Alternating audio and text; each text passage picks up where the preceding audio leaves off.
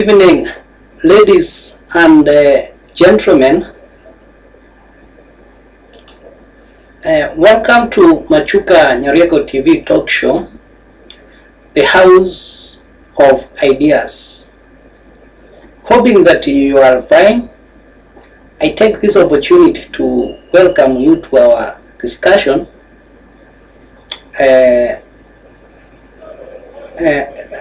on what is taking place within the ODM political party. As ODM being divided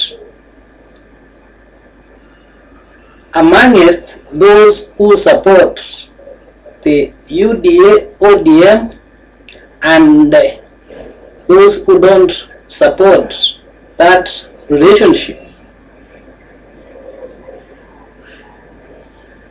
This discussion has been motivated by the fact that a few days ago the ODM Secretary General Edwin Sifuna was being interviewed by Citizen TV, whereby he appeared to indicate that the relationship between ODM and UDA is a broken one.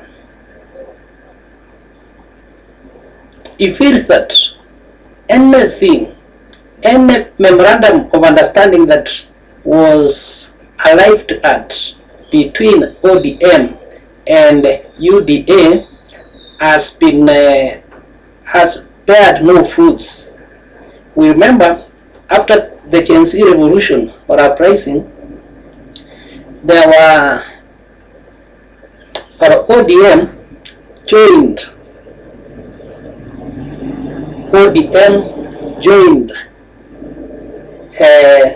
the party or joined UDA, and they had to make some agreements.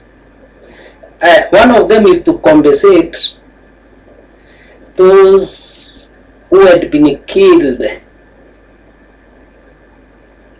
by the police, to end corruption. But to most of them, they feel that nothing of such has taken place. To most, I can say to most or to some listening MPs, but to others, they feel that unless Raila tells them that there is something wrong, then everything is okay.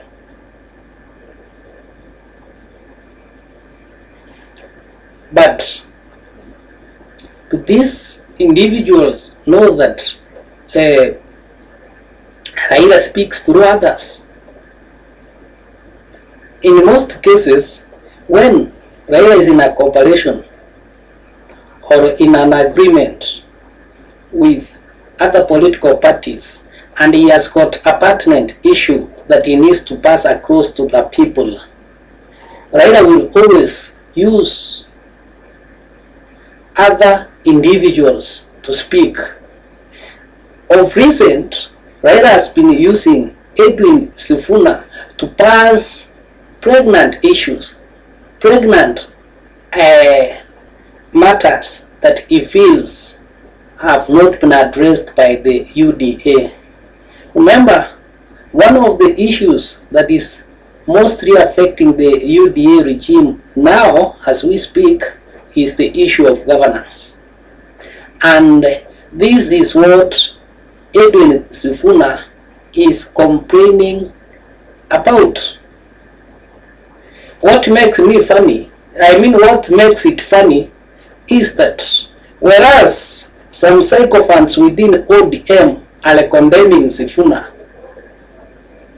the Honorable Raila Odinga dismisses them by simply saying that Edwin Sifuna has a right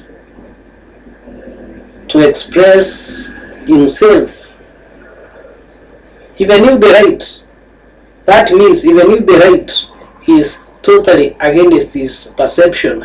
And that's why some of us think that Edwin Sifuna is speaking on behalf of the Honorable Raila Odinga. What Edwin Sifuna is saying is actually speaking the mind of Raila Amolo Odinga. Remember that now that Raila Amolo Odinga is aging, is trying to some extent to go on direct confrontations. If you can see, politics is changing day after day. But what you see, some of his brigades speaking, then no, that is Raila Amolo Odinga speaking, because in most cases he has been condemning some of these issues, but he has been taken literally, or people have been perceiving that they seem not to be serious. But Edwin Sifuna has been consistently condemning the relationship between ODM and UDA. Okay, today I saw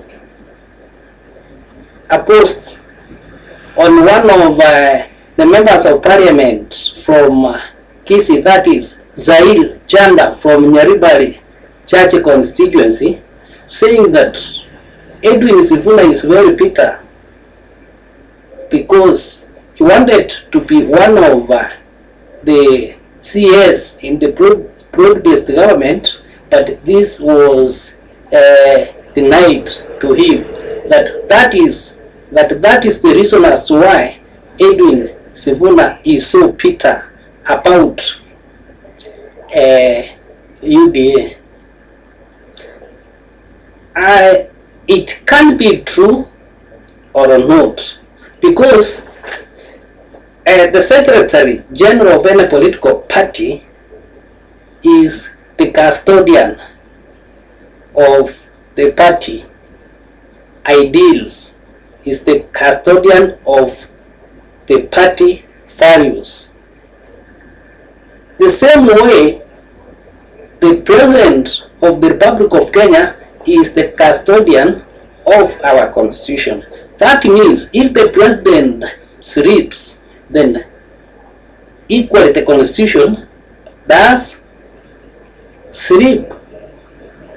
So I tend to see that Edwin Sifuna will want to do what is right as the custodian of the party, so that afterwards they will not come to blame him that while all of this was happening, what were you doing? Actually, the Secretary General of a political party is the same, is the person who learns affairs of a given political party on a daily basis. So if you see Sifuna so vigilant, remember they discussed these issues with Raila Amolo Odinga. What he does ni kuropoka yale huwa wataongea.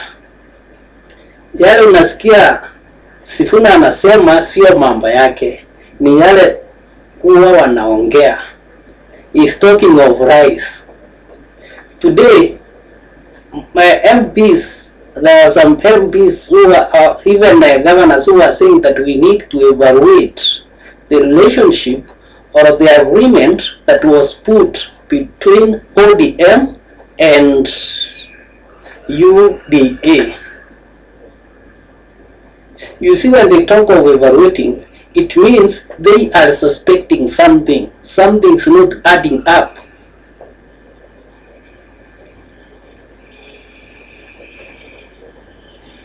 In our community, they say that person is sleeping, at the same time he can see something. Someone is eating while sleeping, but he or she is seeing something.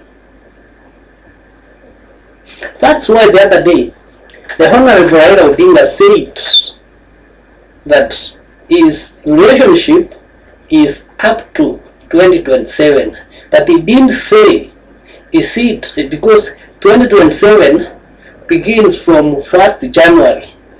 You see, if they divorce during January, inamaanisha huo wakati mwingine wote Wlliamu Ruto atakuwa kwa soup. There is a clip in one of my videos that I've written that that is titled Ruto Raila speaks through others, and that man speaks vividly that Raila does not confront you directly, he will flatter you, and at the end of the day he will leave you on the desert. That man gives an example of 2002 when actually we had the shortest memorandum of agreement. I think it was between Serena Hotel and Uhuru Park. If it is not Serena Hotel, it is Novok and Uhuru Park, whereby Raila agreed with Nyaja, and by the time they get to, in a few hours, they get to Uhuru Park, Raila declares the Honorable Moi Kibaki as Kibaki Tosha, who said that William Samoei Ruto is so special, he will not face the same acts. Who said so? Right now what they are doing, they are serving their self-interest. See, one of the experts who is the Minister of Treasury is confident saying that there is no school fees, and he was put as an expert to solve the issue of filling that gap. The CS for Treasury was not put as an expert to tell us that it's now truthful and we are living on lies. So if we were living on lies, it means that we have not been paying taxes, but today we are paying taxes. How can an expert tell Kenyans that we have been living on lies because the government is paying school fees actually, which does not get to institutions on time? Are these experts there to hit, to give the last destruction to William Samoei Ruto? Because these are the last people. These should be the last people to frustrate this government.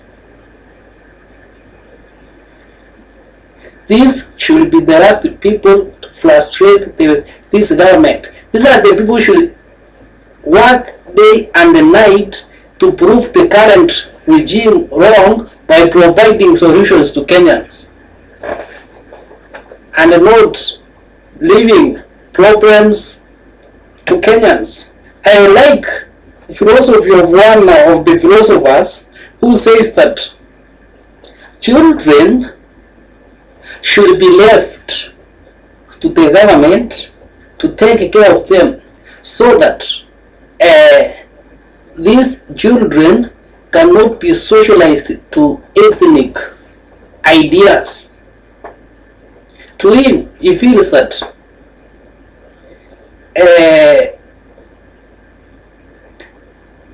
I can say that the children should be a reserve of the government.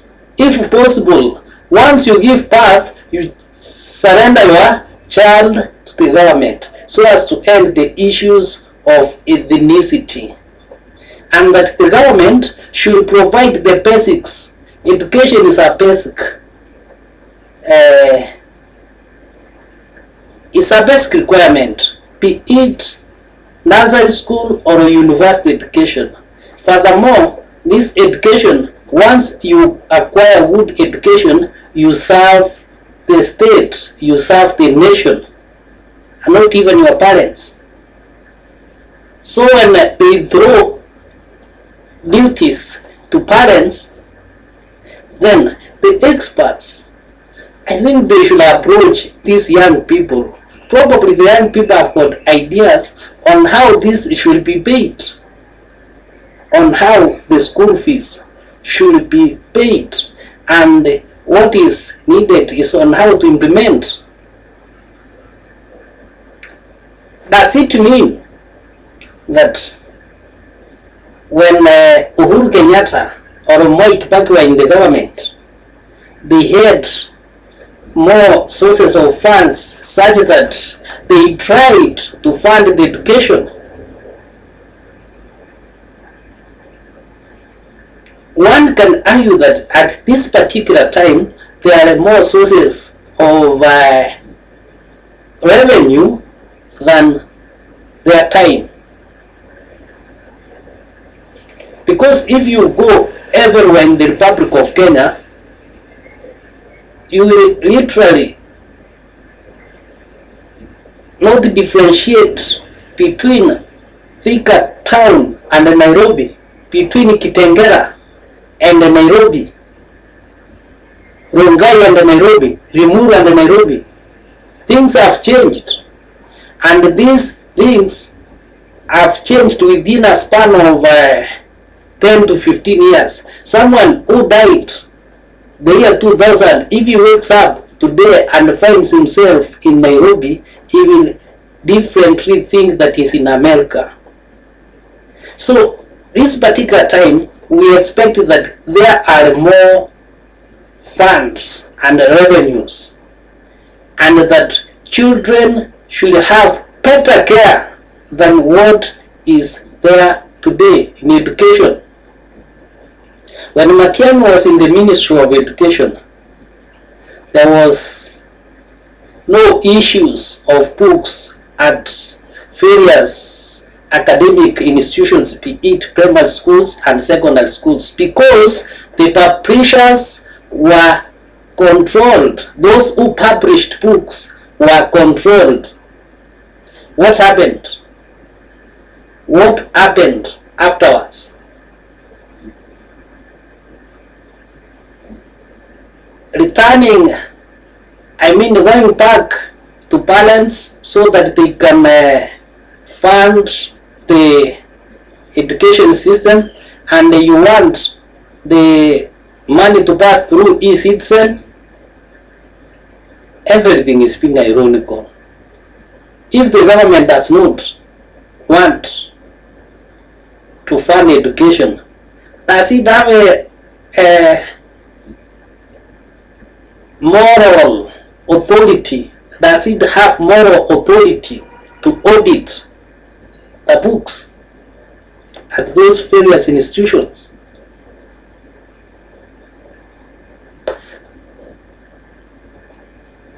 So this is why Edwin Sifuna is so much worried on their relationship between ODM and the UDA. Those who joined the broad-based government, some of us had great expectations that they will bring a difference.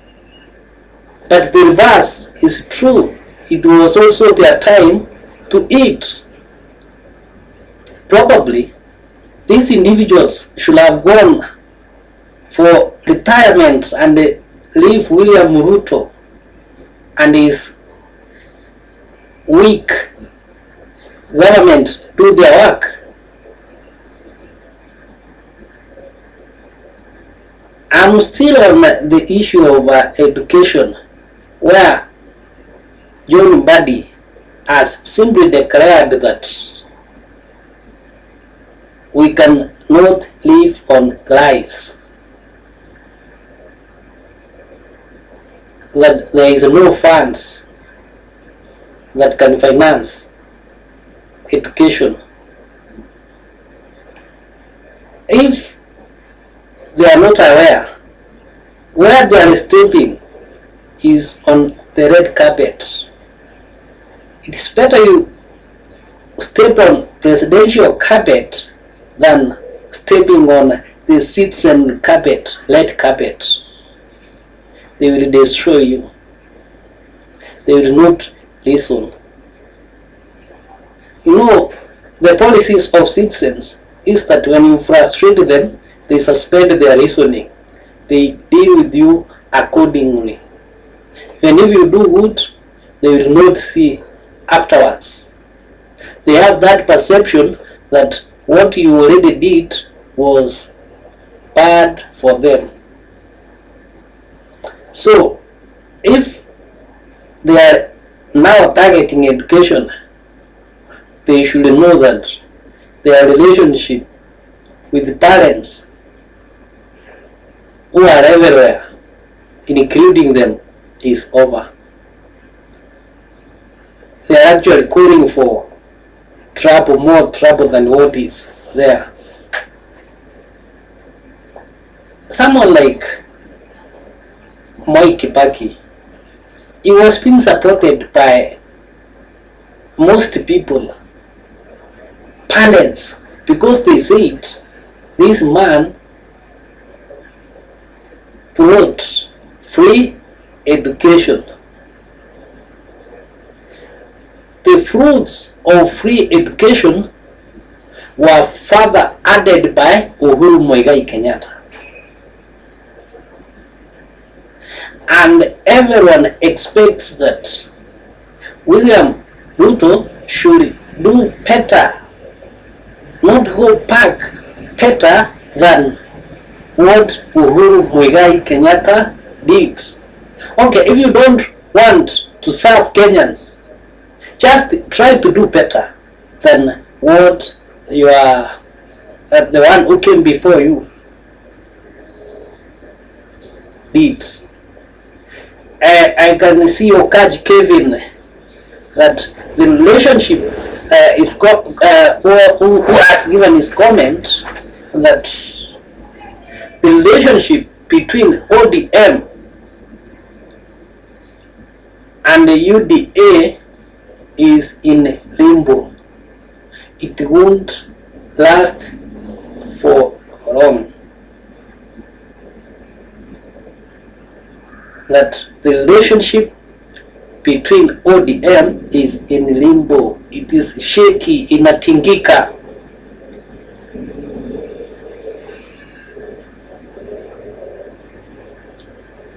Which I think also, I think we are having same thoughts. We are having same or similar manner of thinking with Okachi Kevin. Because from the comments, you see, these are the two senior people. We have the party leader who has said, leave Edwin Sifuna speak for the party. We have others who are condemning what is not being entertained by the Secretary General and the party leader. We have the chairman of ODM, Gladys Wanga, saying that they have to wait until the party leader says that the relationship is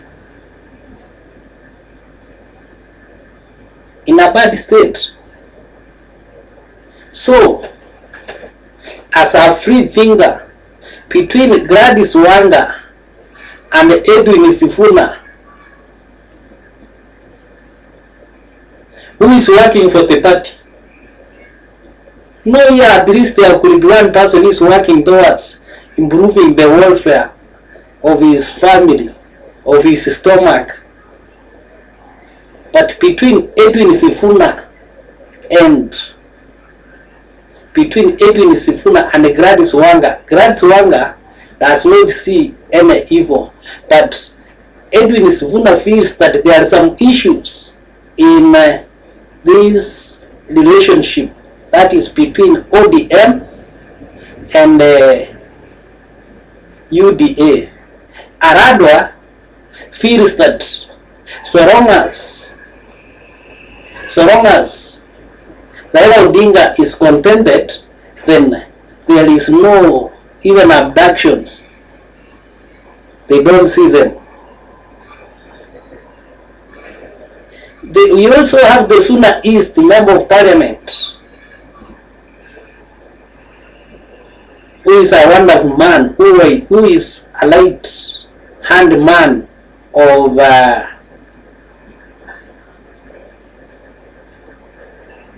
Raila Odinga, that is Junet Mohammed. He's also coming up with this philosophy that the relationship is strong. He feels that there is nothing wrong. Probably he has also touched something. Amekula kitu. Najua watu wakikula kitu wanaogeuka wanaruka pande ile ingine kama hawakuwa hapo. Kwa hivyo ukiona wakina Junet Mohammed, Gladys Wanga wakirusha maneno, ujue kuna yale wanayoyapata, kuna yale wanayopata sana yasiyokuwa ya halali, yani sio haki yao, ndio inawafanya wanarusha mdomo. I can see Okachi is watching live from Embakasi East, Nairobi. I today was listening to one of these young men, that is a member of parliament for Embakasi East. Alikuwa anaulizwa mambo ya ukabila. Kwa mfano alikuwa anamuuliza kama yeye mwenyewe anafikiria Wakikuyu ni wakabila. Yeye alisema hata Wakikuyu ndio wengi katika eneo lake la bunge, in his constituency, but they have been voting him, leaving their own Kikuyu. I mean, anaonyesha is showing that national, anaonyesha ule nini wa kitaifa. Today hakuna vile utaweza chaguliwa hasa ukiwa jijini kama hapa mji wa Nairobi na kabila lako peke yako. So alafu kishachaguliwa wewe unaenda mbele, unasahau, unaanza kupiga watu. Mtu akija ofisini, the name must sound similar to yours. Sometimes back kuna research nilikuwa nafanya Kibra constituency. Ninakumbuka vijana wakiniambia sisi hatuna haja sana na mambo ya ukabila, so long as tunakula na huyo mtu. Hata mtu kitu chenye waliniambia mpaka inanishtuanga hadi wa leo, hata ikiwa mtu anauza madawa, so long as anakula na sisi, eti huyo mtu ako sawa.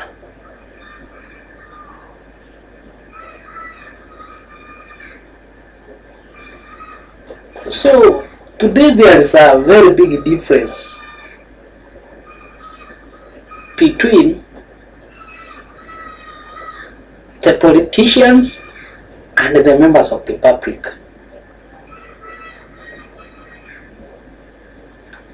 Because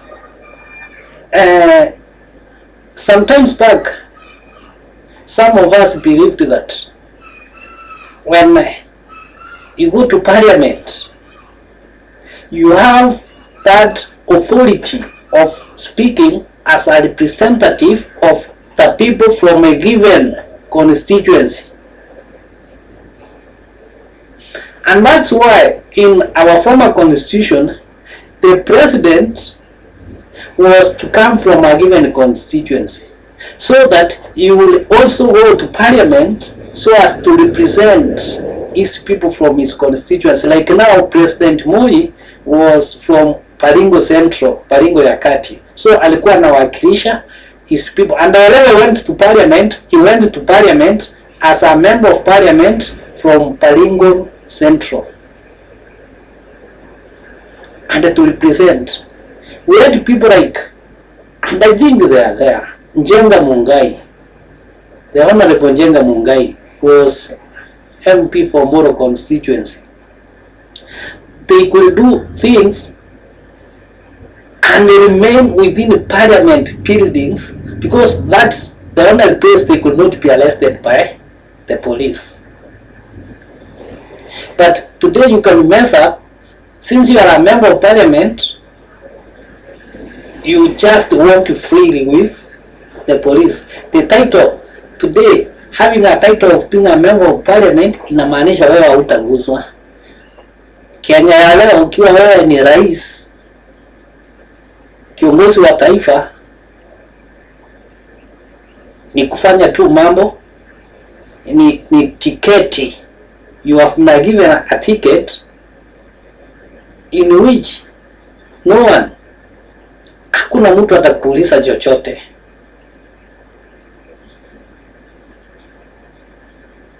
Ati ukiwa mkuu wa polisi unasahau kuwa hao wenye hautaki kulinda vizuri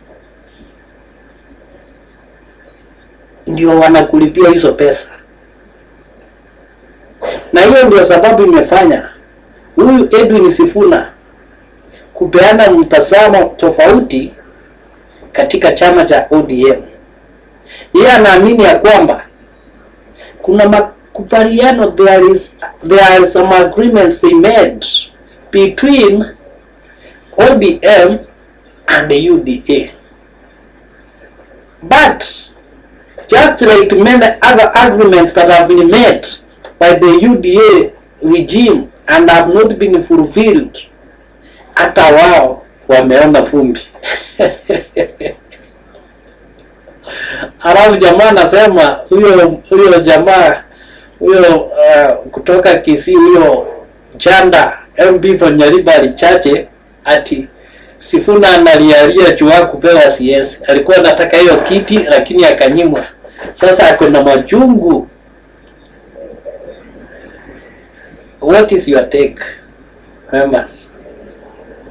And as you watch, if you find the ukiona channel iko interesting, give some likes, subscribe. By doing so, you support this channel on a great deal. That one is sufficient. Just give a like and subscribe. And you can also comment. Hapa hujafungwa mdomo, hapo unastahili uongee, and probably from you I'll have some more stuff to comment about. Like now we have had Kevin Okach from Embakasi East, and it's not necessary that you have to comment on the topic. You can tell us where you are watching from. That one is just enough. Hiyo itakuwa imetosha. Nitafurahia kuwa tuko na watu na wanaendelea kutazama. So even subscribing also makes us happy. But what is your opinion? Wewe mwenyewe unaona hao watu, huyu Raila Amolo Odinga na huyu Wlliamu Ruto watakuwa pamoja kweli 2027? And mimi naona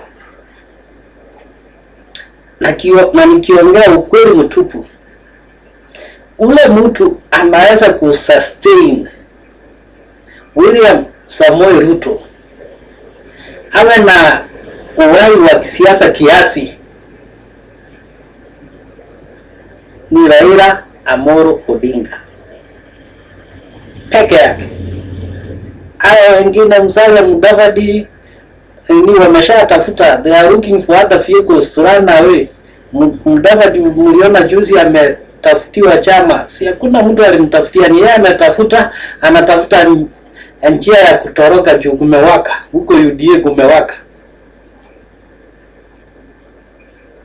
Pia umeona hiyo the pool fighter. Pia ako mbioni kutoroka hapo. Anatoroka.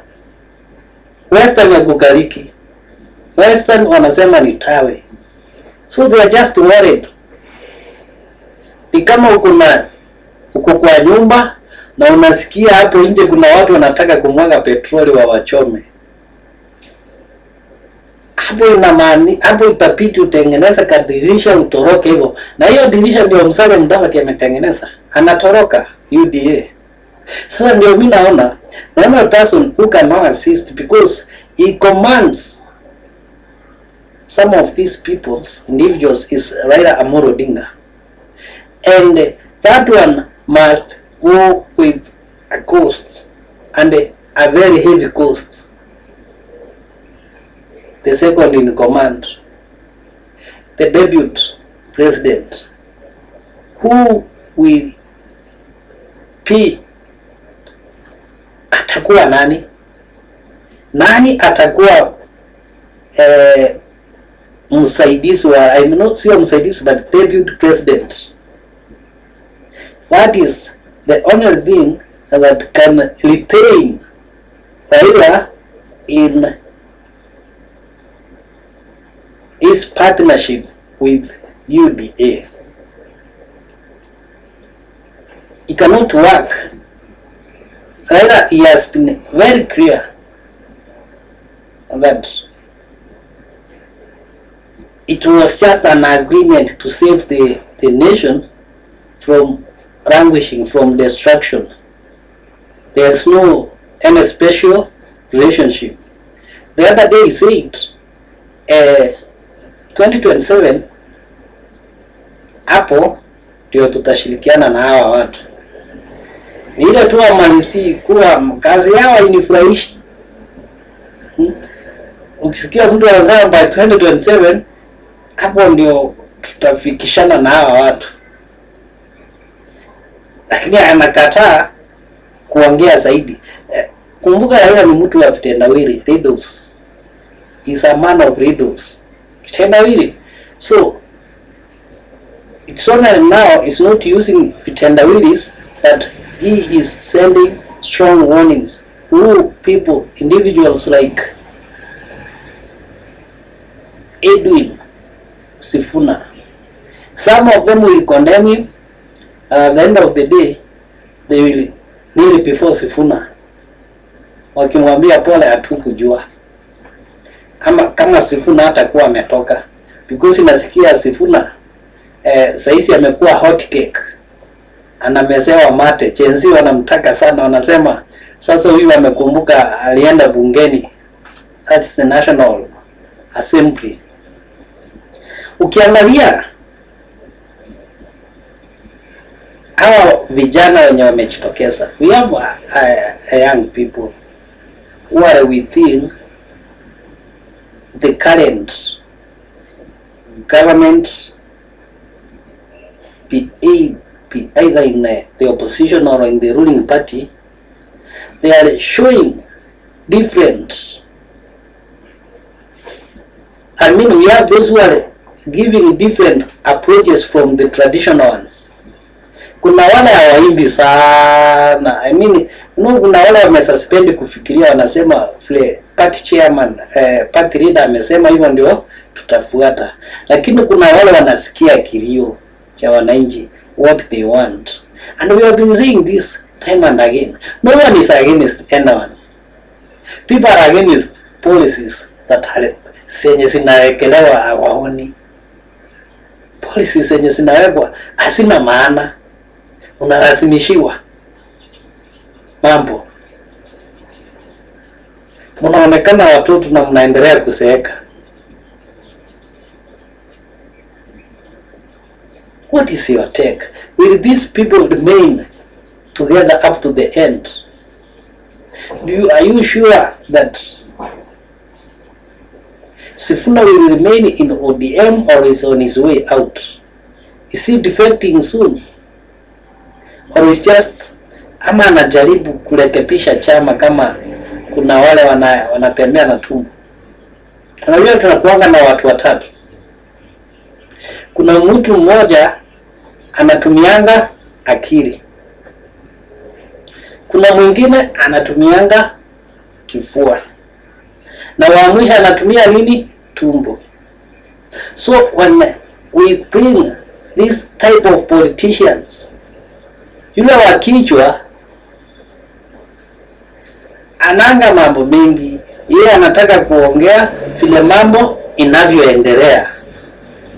Yule wa kifua anataka kutumia kifua watu wafikirie kama yeye. Na yule wa tumbo anafungua tumbo ndio chochote, so that anything in relation to leadership analibwa, ndio anaunga mkono. Anaunga mkono ndio apate benefits. Huyo ndio mtu wa tatu. Na huyo mtu wa tatu ndio wengi wa viongozi wetu wamefanya nini? Wamekuwa. Tungekuwa na mtu mmoja peke yake hivi wa hiyo sehemu ya juu hiyo ya kichwa, mambo ingenyoroka hivi. Tuseme tukue mmoja katika nyadhifa za juu za polisi. Sio lazima awe the police, the inspector general, but mwenye huko juu wa hiyo kiwango hapo juu, the police institution can be reformed. Tukue na huyo mtu mmoja State House, mambo itabadilika. Tukue na huyo mtu mmoja kwa judiciary, mambo itabadilika. Huyo wa juu. Lakini tukiwa na wakifua, watu watachagua left right, na watatu watakuwa wanaitisha pesa, nasema wacha wachapwe. Hao mnaona, hao watu mnaona wakiunga mikono mkichapwa, hao ni hiyo kiwango. Hao wako upande wa tumbo ama kifua.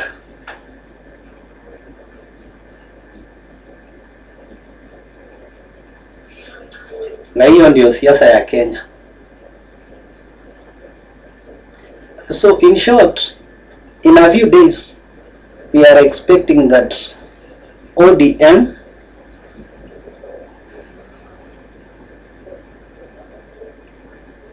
will make changes. Sometimes even Raila could be tricking Sifuna. Naweza kuwa kuna yara na mpangia his last steps. Maybe hizo ni last steps. Anampaka mafuta hivi, kesho nasikia wamemung'oa kwa hiyo kiti. Na acheki na mtu. You know, that's politics. This either is sending or they are planning for him. Ndio anamuunga mkono. Najua anafanya hivyo, anampaka mafuta, anointed oil, and then at the end of the day nasikia jamaa ametolewa kiti. Na yeye the other day the party leader was supporting him. So that's how these people behave. They will pretend to be supporting you, but what they are doing, ile mambo wanafanya huko kwingine, mchana wanaongea na wewe, usiku wanakupangia. Filamu alikuwa anawapangia. I think there was someone, I think it should be Philip Mbithi, who was the head of civil service and secretary to the cabinet. I think, if I have not forgotten, they met reshuffles. Walifanya mabadiliko ya serikali yote. Reshuffles, one person being moved from one ministry to another, and then he was very much shocked that during the news broadcasts, juu hawakugusa jina lake. During the news broadcasts, his name was the first one among those who was reshuffled to be an ambassador in Sudan.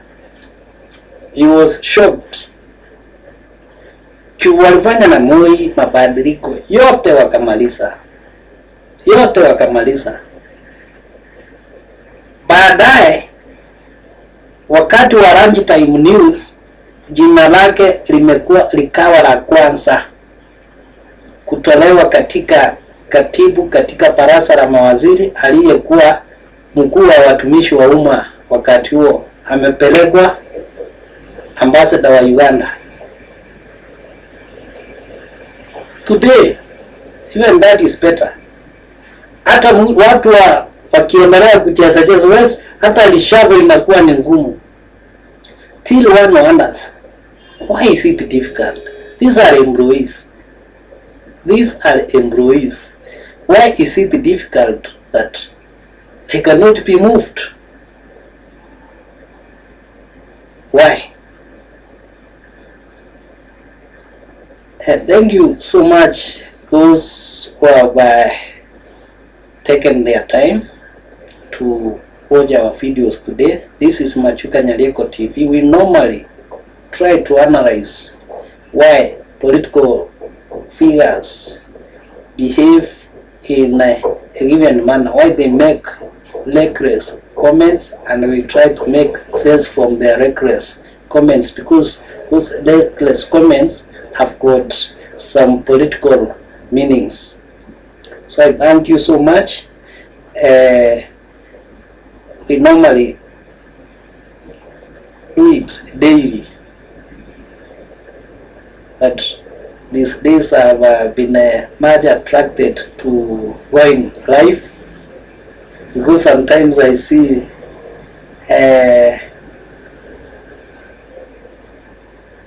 ladies and gentlemen giving their comments on our platform, and I become so happy because of that.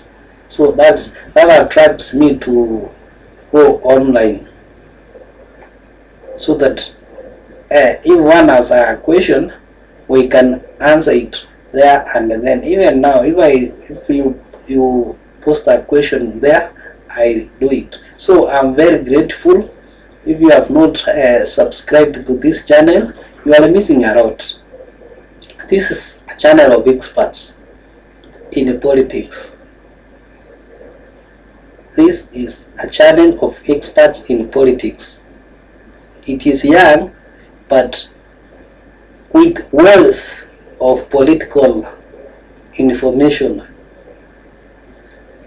No one will intimidate you for anything you say. No one. If you post there, so long as you don't affect others, there are some things you can't do. But so long as you are discussing politics in this platform, I'm more than willing to even discuss your topic.